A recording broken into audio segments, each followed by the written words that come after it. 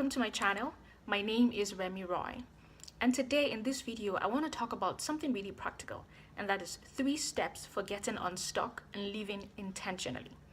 In the last video, if you haven't watched it, you can click above, or it should be right here to watch that video. And in that video I introduced the concept of following your fit, which for me means just following the path ahead of you, even if you're confused, even if you're not sure exactly where your life is going, but deciding to take a step is very important. And in this video I want to talk about 3 things you can do to actually make that happen.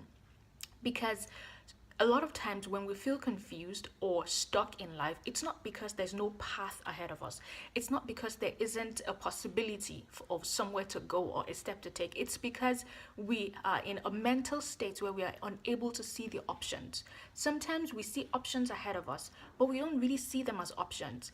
They're not viable options that we want to take, that we want to explore. But the truth is that for you to get unstuck, you have to be open to seeing the options ahead of you and taking the step necessary to get where you're going. So it's important for you to do that. So in this video I want to talk about 3 steps that you can take for getting unstuck and living intentionally, because that's really what it's about: living an intentional life, living life on purpose. So what are these 3 steps?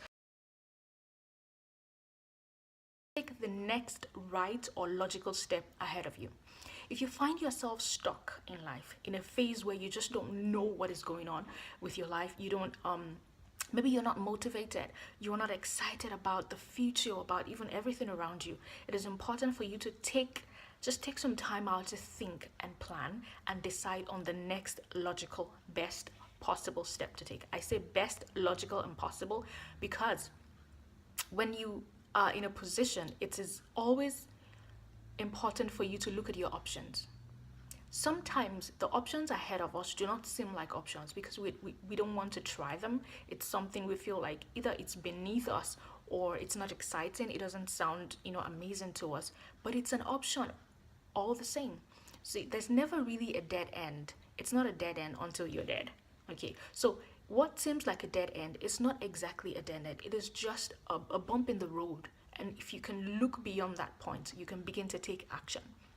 So let's make this practical. You find yourself in a job that you don't enjoy and you don't exactly know where your career is going. Maybe the kind of education that you have is not going to get you where you dream to go, or you're just in a difficult phase where you're stuck. You can begin to look at your options. Do you have to go back to school? Maybe just to take an extra certification or a course or something that can help you move forward. Maybe you can start your own business. Maybe what you need is a passion project, something to be excited about to help other people. There's always a chance for you to move forward. You just have to see it and be able to take that opportunity. So it's important for you to take the next right logical step. From where you are, can you think and see ahead? Then begin to take that step. Number 2, commit to the process 100%.